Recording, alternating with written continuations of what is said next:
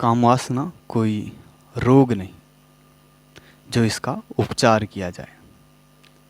लेकिन क्या खाएं कि कामवासना ना सताए? क्या खाएं कि बुद्धि तीव्र हो?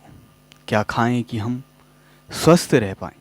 इसके लिए एक चीज़ बताना कठिन है, लेकिन इसका एक उत्तर दे पाना कठिन नहीं, और वो है अल्पाहार।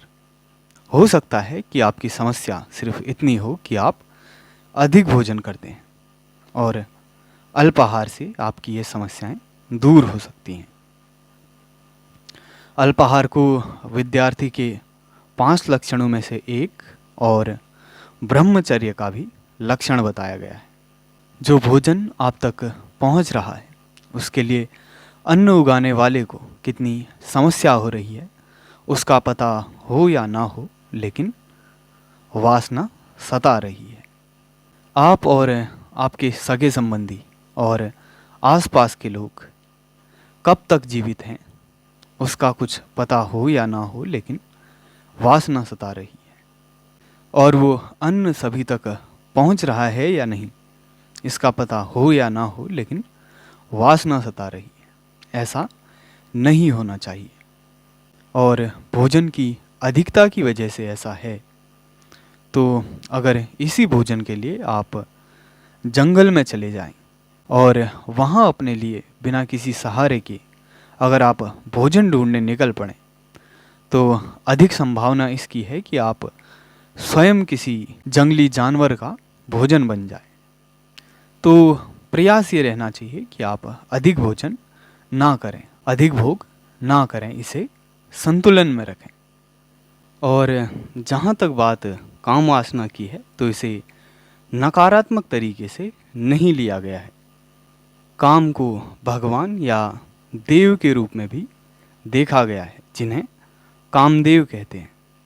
और काम पे ग्रंथ भी लिखे गए हैं, जिनमें से एक वात्स्यायन का काम सूत्र है। और शरीर के प्रति आकर्षण सामान्य सी बात है।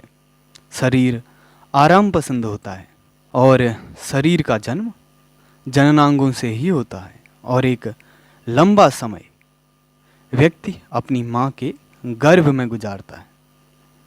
तो कामवासना से कैसे बचा जा सकता है? आपने अक्सर कथाएं सुनी होंगी कि बड़े बड़े ऋषि मुनि हुए और अप्सराएं आती थी और उनकी तपस्याएं भंग कर देती थी। तो ये सब क्या दर्शाता है? ये दर्शाता है कि आपके सालों की मेहनत, सालों की परिश्रम से कामवासना आपको विचलित कर सकती है। चाहे आपने कठोर परिश्रम किया हो उसके बावजूद।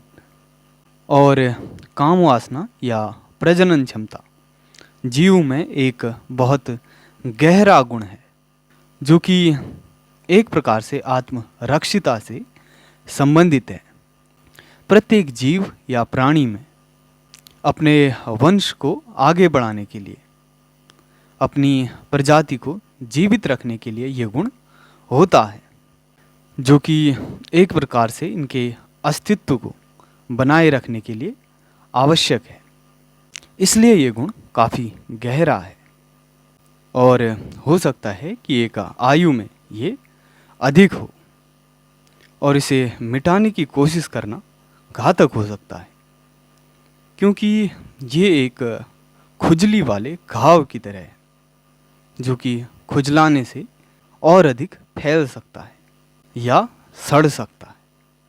और एक समस्या जो बहुत बड़े दुख का कारण है, वो ये है कि अधिकांशतः लोगों को जब चीज़ें तत्क्षण चाहिए, उनको परिणाम तत्क्षण चाहिए होते हैं। जिन चीज़ों में समय लगता है, एक प्रक्रिया लगती है, वो चीज़ें उन्हें तत्क्षण चाहिए, या वो इस चीज़ के लिए प्रतीक्षा करने लगते हैं, जो कि उनके दुख का कारण बन जाता है। और अगर आपको तत्क्षण परिणाम चाहिए, तो आप आंतरिक और बाह्य परिवेश को बदल सकते हैं। लेकिन अगर आपको इससे सही ढंग से बचना है, तो आपको एक लंबा समय लग सकता है। आपको उस तरह का जीवन जीना पड़ेगा और धीरे धीरे आप इससे ऊपर उठ जाएंगे। ऊपर उठना, इसके लिए सही शब्द रहेंगे।